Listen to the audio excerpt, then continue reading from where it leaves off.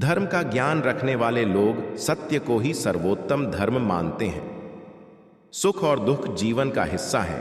आप हमेशा प्रसन्न नहीं रह सकते, अर्थात हमेशा प्रसन्न रहना कुछ ऐसा है जिसे प्राप्त करना कठिन है।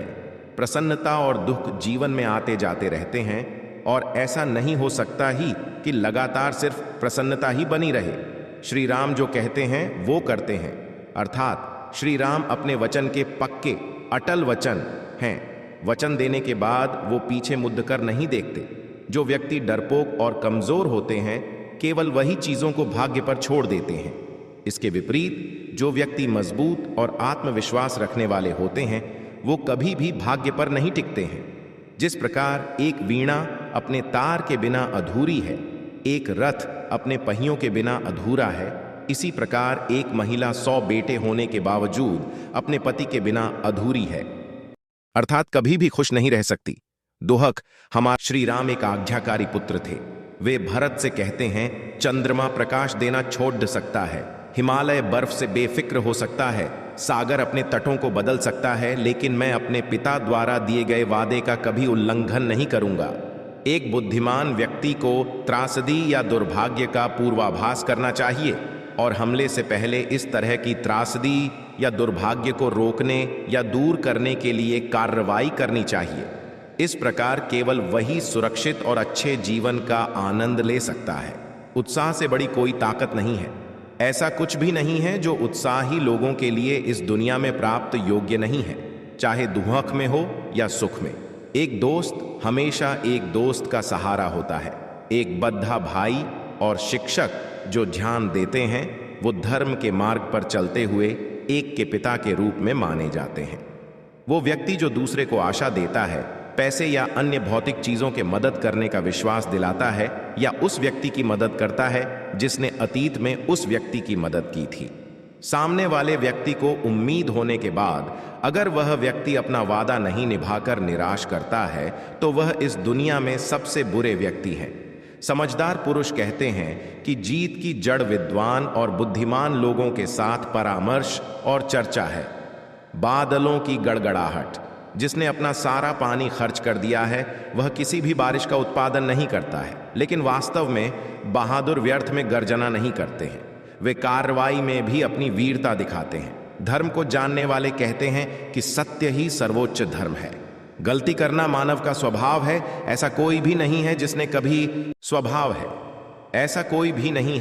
कभी उदास, निराश या हतोत्साहित ना होना हर तरह की समृद्धि और खुशी का आधार है। दूसरों का धन चुराना, किसी दूसरे की पत्नी को लालच देना और मित्रों की ईमानदारी और चरित्र पर संदेह करना, ये तीनों विनाश का कारण बनते हैं। यदि उत्साह का साथ न छोड़ा जाए तो इस दुनिया में कुछ भी दुर्लभ नहीं है। जो लोग हमेशा सच्चाई का पालन करते हैं वे झूठे वादे नहीं करते। एक वादे को निभाना निश्चित रूप से एक की महानता का प्रतीक है।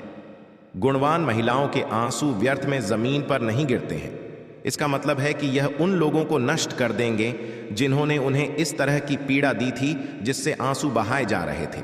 रावण को भगवान राम ने नहीं मारा था, बल्कि उसके अहंकार, अनैतिकता और अधर्म ने नष्ट किया था। जो व्यक्ति क्रोध में है वह इसमें अंतर नहीं कर सकता कि क्या बोला जा सकता है और क्या बोलने के योग्य नहीं है। ऐसा कोई अपराध नहीं है जो क्रोधित व्यक्ति नहीं कर सकता। ऐसा कुछ भी नहीं है जो वो नहीं बोल सकता। यानी क्रोध में व्यक्ति हर सीमा को लांघ सकता है। जैसे कमल के पत्तों पर पड्डढ़ी पानी की बूंदें पत्तों से नहीं चिपकती, उसी प्रकार चरित्रहीन व्यक्तियों से होने वाली मित्रता होती है। काम, क्रोध और लोभ ये 3 सर्वशक्तिमान बुराइयां हैं।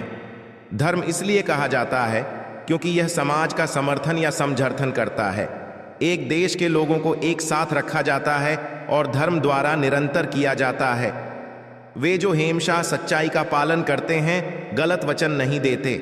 अपना वचन निभाना निश्चित रूप से एक महान व्यक्ति की निशानी है। जो अपनों को छोड़ ढाकर दुश्मन के बीच चला जाता है, उसी के अपने पुराने साथी दुश्मन को मारने के बाद उसे भी मार डालते हैं। दुख और विपदा जीवन के 2 ऐसे मेहमान हैं जो बिना निमंत्रण के ही आते हैं। जो लोग हमेशा सत्य का पालन करते हैं वे झूठे वादे नहीं करते हैं। अपने वादों को निभाना निश्चित रूप से किसी की महानता की निशानी है। सर्वनाश के प्रमुख 3 कारण इस प्रकार हैं: दूसरों के धन की चोरी, दूसरे की पत्नी पर बुरी नजर और अपने ही मित्रों के चरित्र व अखंडता पर शक। अपना जीवन त्याग देना कोई अच्छा फल नहीं देता। जीना जारी रखना आनंद और प्रसन्नता का मार्ग है। पूरी दुनिया में पत्नियां और रिश्तेदार हो सकते हैं, लेकिन हर जगह लक्ष्मण जैसा भाई नहीं हो सकता। जो एहसान नहीं चुकाता वह मानवता के लिए कलंक है। क्रोध वह दुश्मन है जो किसी की जान लेता है। दोस्त के चेहरे से गुस्सा दुश्मन है। क्रोध बहुत तेज तलवार की तरह है। क्रोध सब कुछ नष्ट कर देता है।